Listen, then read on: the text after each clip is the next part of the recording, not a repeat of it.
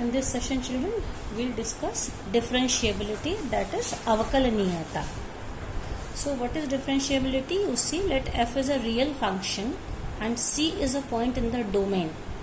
Then differentiability of f at c is defined as limit h tends to 0 fc plus h minus fc upon h.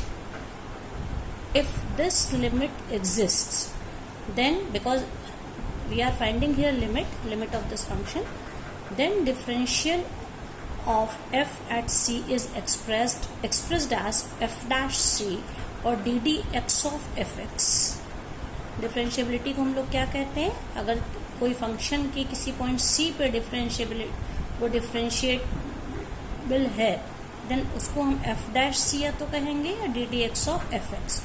And according to formula, f dash x is equals to limit h tends to 0 fx plus h minus fx upon h. अब यहाँ पे ये बात ध्यान देनी बच्चों, अगर हम किसी इंटरवल की बात करें, मान लीजिए कोई इंटरवल है A B, this is closed interval A B, तो यहाँ पे अगर कोई फंक्शन की हमें कंटिन्यूटी चेक करनी है, तो वो फंक्शन अगर कंटिन्यूअस है तो वो क्लोज्ड इंटरवल में कंटिन्यूअस होगा, और इसी इंटरवल में अगर हमें उसकी डिफरेंशिएबिलिटी देखना है, so it is always differentiable on open interval A B. इसका मतलब है कि एंड पॉइंट पे, ओपन इंटरवल का क्या मतलब, we can not take end points A and B, so at end points any function is never differentiable. Now one more thing, अगर कोई भी फंक्शन है, you see this children, this, यदि फलन मतलब if any function is differentiable at point c, then it is also continuous at that point. We can see proof of this as you see. So we can see proof of this. As we know, if any function is differentiable at point c, then we can say limit x tends to c fx minus fc upon xc, x minus c, it is equal to, by definition it is equals to f dash c. But if x is not equal to c, because if x becomes c, then this will not be defined. ये नीचे denominator 0 हो जाएगा, that's why x cannot be equal to c. In that condition, you see fx minus fc, it can be expressed as fx minus fc में हमने ऊपर नीचे किससे multiply किया, x माइनस ये न्यूमरेटर एंड डिनोमिनेटर, तो इससे इसमें कोई चेंज नहीं आएगा. अब इसके बाद हम दोनों तरफ LHS और RHS में लिमिट लगा देंगे, limit x tends to c. हमको c पे यहाँ पे पता है फंक्शन डिफरेंशिएबल है, so limit x tends to c fx minus fc, और यहाँ पर भी लिमिट लगा देंगे, limit x tends to rest भी कॉपी. अब उसके बाद क्या करते हैं, according to the definition of the function, we can distribute limit of fx minus fc is equals to limit of fx minus limit of fc where x tends to c. ये property होती है बच्चों, ये पहले ही आप लोग इसको पढ़ चुके हैं. इसी तरह से यहाँ पे limit of this whole, it can be break up because this is the dot means multiplication, limit of this into limit of this, we have written like this, okay.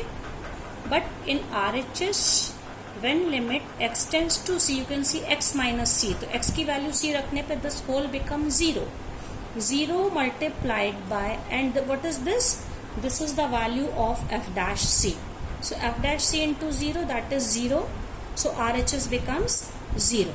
It means limit x tends to c fx minus limit x tends to c fc is equals to 0. So when we bring this minus negative term to right side, limit of fx where x tends to c is equals to fc. तो क्या हम लोगों ने देखा, इस function में जो c पे जो फंक्शन की वैल्यू है वही उसके लिमिट की वैल्यू है, और यही कंटिन्यूटी की डेफिनेशन है, so that the function is continuous at c, क्योंकि c पर ही इसकी लिमिट एग्जिस्ट करती है, लिमिट की वही वैल्यू जो c पर है. So in this way we have proved that for any function, if it is differentiable at c, then it is also continuous at c. तो हम लोग कह सकते हैं every differentiable function is a continuous function. But children, converse of this is not true. कोई भी function अगर differentiable है तो इसका मतलब है उसकी लिमिट एग्जिस्ट करेगी और वो कंटिन्यूअस होगा, तभी वो आगे डिफरेंशिएबल होगा। ठीक है, लेकिन अगर कोई फंक्शन कंटिन्यूअस है तो ये जरूरी नहीं है कि वो डिफरेंशिएबल हो। इट मे बी डिफरेंशिएबल और it may not be differentiable. Now children, कुछ फॉर्मूले हम लोगों ने कैलकुलस के पिछले क्लासेस में पढ़े हैं, ये आपको याद होंगे। जैसे कि इसमें ये देखिए, ये सब आपके 11th क्लास के फॉर्मूले हैं। u plus minus v dash, dash means differentiation, is u dash plus minus v dash. मतलब अगर हम दो फंक्शन का ऐड करके उनको डिफरेंशिएट करें या अलग अलग डिफरेंशिएट करके ऐड करें या सब्ट्रैक्ट करें, दैट इज सेम। देन ये कौन सा था? ये प्रोडक्ट रूल था। u v dash is equals to u dash v plus u v dash. और ये था क्वोशिएंट रूल था, जिसको कि भागफल नियम कहते हैं। u upon v dash means ये differentiability, differentiable. So differential coefficient of u upon v is equals to u dash v minus u v dash upon v square. ये सब हम लोग 11th क्लास में पढ़ चुके हैं चिल्ड्रन। अब इसके बाद हम लोगों ने ये फॉर्मूले भी पढ़े थे। If function f x is equals to x and then its differential coefficient is n x to the power n minus 1। Differentiable coefficient of sine x is cos x. Differentiable coefficient of cos x is minus sine x. और tan x का differentiation होता है sec square x. ये सब हम लोग पिछले classes में पढ़ चुके हैं।